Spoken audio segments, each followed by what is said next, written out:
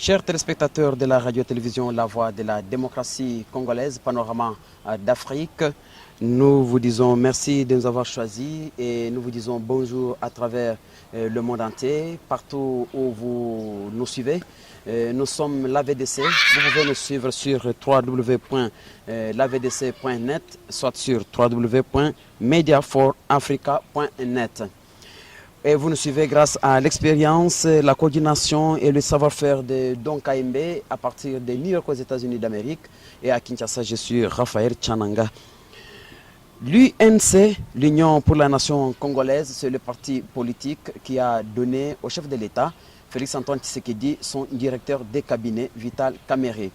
Et depuis un certain temps, l'opinion ne cesse d'accuser Vital Kamerhe d'avoir mis une main noire derrière le fond sur les 100 jours de Félix-Antoine Tshisekedi au pouvoir. Et pour en parler, nous recevons sur ce plateau Alfred Bagula, qui est membre du Conseil national. Alfred, bonjour. Bonjour, monsieur le journaliste. Vous êtes membre du Conseil national de l'Union pour la Nation congolaise, parti cher à Vital Kamerhe, qui est votre autorité morale, comme on aime bien l'appeler en République démocratique du Congo, et qui est aussi le directeur du cabinet du président de la République. Alfred Bagula, comment est-ce que l'UNC, les militants et vous-même les membres du Conseil national, vous avez accueilli ces propos qui à un moment frisent un peu le cœur, dans lesquels on accuse votre président national, qui est le directeur du cabinet, d'avoir subtilisé les fonds des 100 jours du chef de l'État?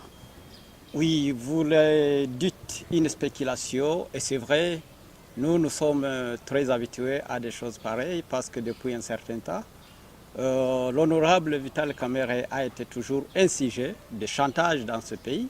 Et les détracteurs ont pris cela comme une option sur laquelle, pourquoi pas, jeter sur l'opinion qui n'a pas une réflexion et une analyse. Mais sinon, qu'à notre côté, très serré, et nous ne laissons pas que cela nous pénètre en sorte que nous faisons notre travail de la manière dont nous l'avons toujours fait, même quand il s'agit de dits, quand il s'agit de chantage, quand il s'agit de spéculation. Nous sommes très habitués à des choses pareilles. Monsieur Alfred Bagula, le directeur de cabinet du chef de l'État, qui est le président national de votre parti politique et le coordonnateur des activités ou des actions du 100 jours du chef de l'État, les travaux liés à la construction des seaux de moutons n'ont pas tellement évolué sur d'autres sites. C'est votre président national qui autorisait la sortie des fonds. Est-ce que vous pouvez vous justifier là-dessus? Au fait, pour tout intellectuel et toute personne qui peut analyser le fait, il comprend que le directeur de cabinet du chef de l'État n'est pas un exécutant des travaux parce qu'il n'est pas ingénieur, c'est-à-dire il exécute le faux sur base d'un état de besoin qui les a été présenté. Et c'est sur cela qu'il ressort le faux. Et donc, il n'y a rien sur lequel on peut lui reprocher de cela. On ne peut que poser la question à celui qui exécutait et qui a élaboré le plan de travail et le temps des besoins liés à ces travaux-là. On laisse entendre qu'il a perçu des commissions. Il aurait perçu des commissions. Ça se fait entendre, mais il faut que ça soit prouvé parce que nous sommes quand même dans le monde scientifique où on ne peut pas commencer à chanter les noms de quelqu'un sur le dit seulement, mais il faut aussi le prouver sur le preuve. Mais sinon, ce que nous connaissons est que le chef de l'État a procédé à instruire la justice de mener des enquêtes sur cette question-là et nous y attendons. Nous laissons la justice faire son travail. Si ça serait un jour prouvé que réellement notre président a été vu à cela, je crois que la justice aura fait son travail et nous ne pourrions, pourquoi pas, protéger quelque chose qui est salubre comme c'était là. Et si la justice parvenait, parce que beaucoup sont interpellés, il y a le directeur de l'OVD qui est interpellé, le directeur général de l'Office des routes qui est interpellé, le directeur, l'administrateur même de la banque, la Robank, qui sortait les fonds est interpellé, le directeur général de Safrica est interpellé. Mais si après les enquêtes, on détermine réellement que votre président national, qui est le directeur du cabinet du chef de l'État, a la main dans le sac, qu'est-ce que vous allez dire? Je vous dirais d'abord que de notre côté et de moi-même, Nous sommes sûrs et certains, et nous vous le rassurons, qu'il ne serait jamais coupable à cela. D'abord, du fait qu'il n'a jamais été reproché des choses pareilles. Du vol, ça, ce n'est pas de son côté.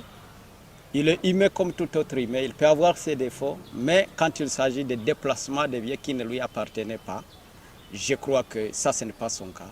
Parce que ça ne s'est même pas retrouvé aux côtés de plus grands ennemis qu'il en a connus dans l'opposition. Mais sinon, il est pourrier et nous observons le temps, comment la justice fera son travail. Mais sinon, jusque-là, nous ne doutons qu'il serait blanchi dans tout cela et rien qui lui serait reproché dans ce faux-là. Chers téléspectateurs de la radio-télévision La Voix de la démocratie congolaise, l'AVDC, Panorama d'Afrique, vous nous suivez à partir de New York aux États-Unis d'Amérique. Nous avons sur ce plateau Alfred Bangula, qui est membre du Conseil national de l'Union pour la nation congolaise, parti cher à Vital Kamerhe, qui est le directeur du cabinet du chef de l'État, Félix Antoine Tshisekedi Tshilombo. Et avec lui, nous parlons d'un cas, il s'agit bien de l'accueil, des soupçons, des qualificatifs liés au détournement des fonds de 100 jours par leur président national qui est le directeur du cabinet du chef de l'État. Alors, monsieur Alfred Bangula, vous dites qu'au niveau du Conseil national de votre parti politique, vous êtes serein, vous attendez que la justice fasse son travail. Et après, si la justice blanchit votre chef, vous allez vous séparer d'avec l'UDPS. Je ne l'ai pas dit. La séparation, normalement, au fait, pourquoi, on ne sait pas pourquoi les gens ne prétendent que c'est là, mais sinon, ce n'est pas aux séparations que nous pourrions reconstruire notre pays. Il y a de textes peut-être qui lient nos alliances et qui n'a pas été parlé sur cela parce qu'il peut y avoir qu'il ne fonctionne pas seul, il fonctionne avec le collège IDPS comme les autres, FCC, ainsi de suite. Mais sinon, notre peuple devrait, nous les intellectuels politiques, nous devrions les amener sur l'unité parce que c'est dans l'unité que nous pourrions reconstruire notre pays et non sur les séparations. Et c'est là, ce n'était que ceux qui sont, au fait, qui pensent qu'il y a encore ce qu'ils commettaient comme bêtises sur la gestion du pays, qu'ils étaient en train de faire hier, qui croient que c'est séparer INC et IDPS, c'est à ce moment-là qu'il aura encore des mêmes occasions. C'est là que notre président national en est victime. C'est ça, normalement, c'est sa manière de faire le travail. Il ne laisse pas passer parce qu'il est la porte d'entrée et de sortie du chef de l'État. Il ne fait pas entrer de n'importe quoi aux yeux du chef de l'État. Il filtre bien ce travail, tous les dossiers, et c'est ceux-là qui se rendent compte qu'il n'avait plus la capacité de faire ce qu'il pourrait être en train de faire, des montages de ce qu'il pourrait monter pour soutirer le fonds de l'État. Et c'est cela que notre président en est victime. Ça, nous connaissons. Mais la séparation, quant à nous, c'est une option que nous ne pourrions pas continuer à soulever dans notre peuple. Parce que notre peuple qui n'est pas politique devrait comprendre que l'unité, c'est de là à quoi nous attendons la reconstruction de notre pays. C'est qu'au niveau de l'Union pour la nation congolaise, vous ne jurez que sur l'unité. C'est cela qui va nous amener sur un développement que nous attendons. Ce peuple-là n'a besoin d'autre chose. Ce n'est même pas par les séparations qu'ils attendent. Ils n'attendent qu'avoir un développement durable qui les amène vers le progrès. Et c'est cela que nous nous battons. Alfred Bangula, vous êtes membre du Conseil national de l'Union pour la nation congolaise. Comment avez-vous jugé la première année au pouvoir de Félix Antoine Tshisekedi? Oui, c'est vrai, il y a beaucoup de dits, il y a beaucoup de souffrances, la misère de notre peuple, mais nous les comprenons parce que c'est toute personne qui porte l'abcès, on ne peut pas les presser sans qu'ils ne gémissent. Et ça nous comprenons, nous, la politique, mais à notre peuple, qui a besoin d'une communication normale pour qu'ils comprennent qu'il y a ce qui est en train d'être préparé dans les offices de l'État et qui peuvent, pourquoi pas, porter une solution à leurs problèmes le lendemain. Mais sinon, je ne l'ai pas jugé d'une manière négative, mais nous l'avons jugé d'une manière positive parce que nous voyons qu'est-ce qui a été mis sur pied pour cette année. Oui, la réalisation, ça peut ou ne pas être total, mais il faut commencer d'abord quelque part. Et vous en y êtes témoin. Il y a la gratuité que nous avons vue et que le peuple attendait depuis plusieurs années. Moi-même, je n'ai pas étudié par la gratuité.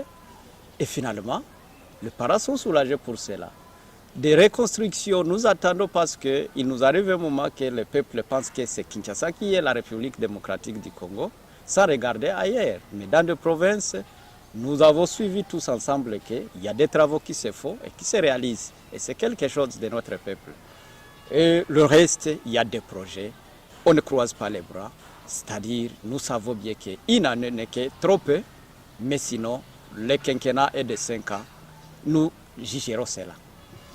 Monsieur Alfred Bangoula, vous êtes membre du Conseil national de l'Union pour la nation congolaise. Vous êtes satisfait des travaux qui sont menés au cours de cette première année d'accès ou d'accession de Félix Antoine Tshisekedi au pouvoir, par certains pouvoirs que vous co-gérez, vous, l'UNC et UDPS, ainsi que le FCC et CACH.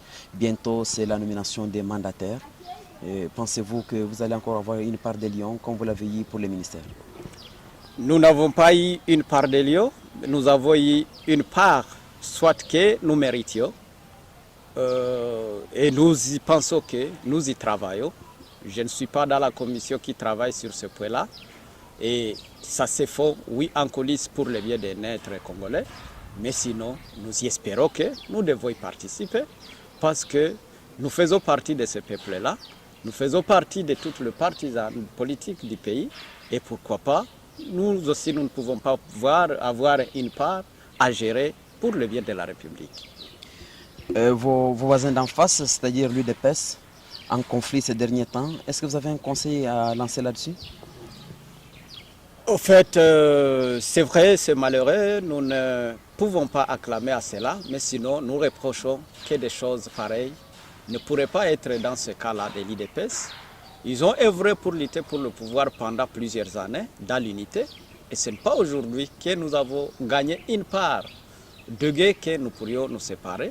Et à ce moment-là, nous les reprochons de cela.